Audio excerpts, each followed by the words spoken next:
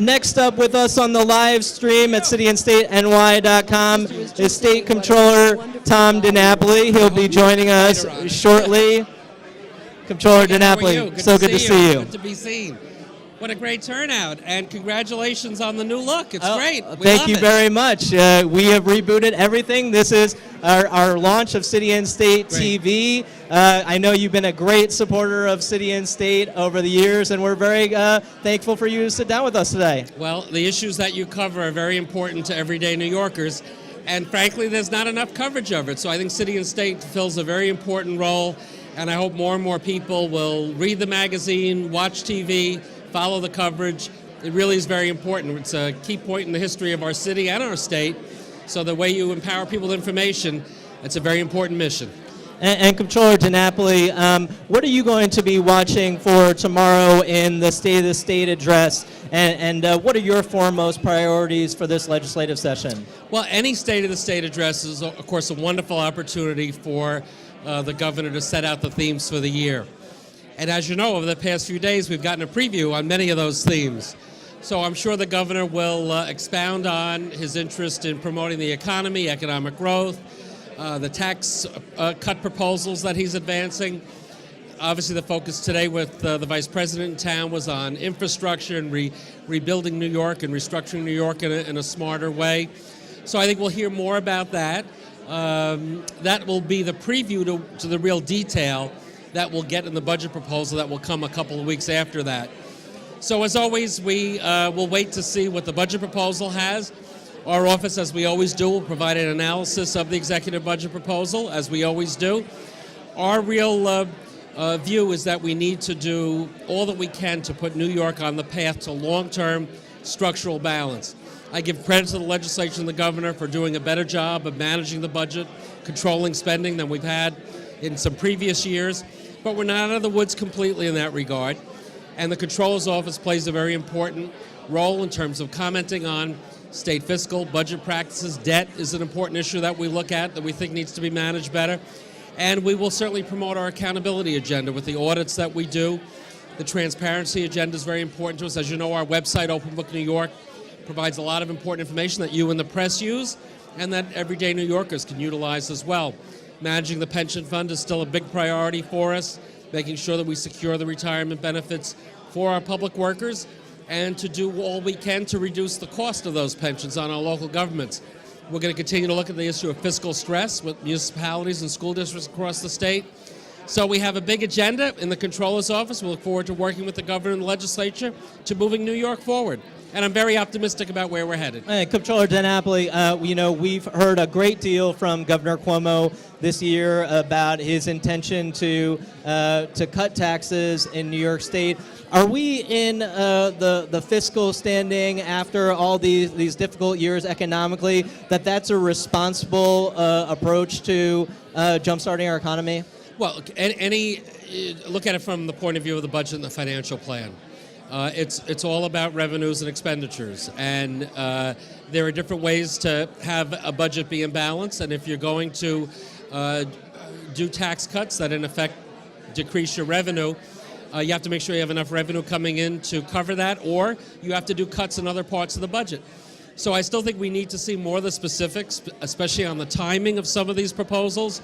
As you know, many of them will be phased in over time and a couple of years down the road. The governor's assumption is that spending will be held to 2%. Right now, the financial plan is projecting 3.8% growth rather than 2%. So if he can hold the spending to 2%, perhaps there will be enough revenue to cover his proposals. But I think there's more in the detail that we need to see. We also need to see what the legislature wants to do. So as always, this time of year, there are a lot of pressures, both for those who want to see tax cuts and for those that want to see more spending on certain programs. And the legislative and democratic processes to work all that out and come up with a proposal that will hopefully be responsible from a long-term perspective. So I still think there's more in the details that we have to review before we could really analyze whether all these numbers add up. And of course, what the governor is saying about consolidating and shared services from municipalities across the state is also kind of information, right? I mean, we haven't seen Well, the details, but I was wondering what your thoughts are on what he had said about how we could achieve savings through those measures. Well, I've always been a strong believer that shared services is something we need to promote. It makes sense, it's smart, sometimes it's hard to do. So the more you can incentivize shared services, and there have been many grants through the Department of State to encourage that. I'd like to see more incentives to encourage it. Outright consolidation often becomes more problematic because it sounds good until you start to say to people, it's your school district, we're going to merge it to someone else's, then suddenly people don't want to do that. So I think the more we can do to promote shared services, I think that's a very, very smart strategy. That's part of the equation to help reduce costs. Clearly it won't be the only part of the equation, but I think more incentives to encourage shared services would be smart. Comptroller, you were a long-time member of the New York State Assembly, and you've also been very active in joining Preet Bharara in saying that legislators who violate their oaths of office, who commit crimes, should have their pensions taken away from them. What would you look for in an ethics bill to enact in Albany? From the point of view of having been a legislator, know what really are the concerns of legislators? Yeah. Well, look, there has to be zero tolerance for public corruption. There's no doubt about that. Part of the equation is to have greater penalties. One hopes that greater penalties will be a deterrent, although there are penalties already, doesn't deter bad things from happening. But I certainly think, and as you know, there was a change in law made a few years ago to provide for forfeiture of pensions, but it's prospective, so it doesn't apply to many people in office right now. We've proposed that there be enhanced penalties, another layer of penalty, financial penalty, that you would assess upon someone who's convicted of violating the public trust. That would be another way to get at the pension dollars without violating the constitutional protection. In a sense, it's what Preet Bharara is doing with the restitution strategy that he's using, and we certainly do support that.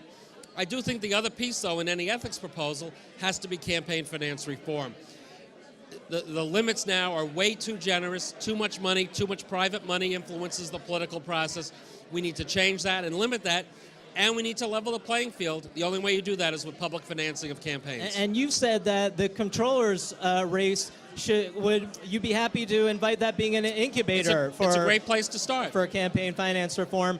But we've seen the Fair Elections Act be stalled session after session. It seems like there's not really an appetite in Albany for campaign finance reform.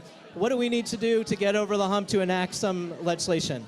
It gets back to the grassroots. People at the grassroots level need to express their outrage with the way the current political system operates.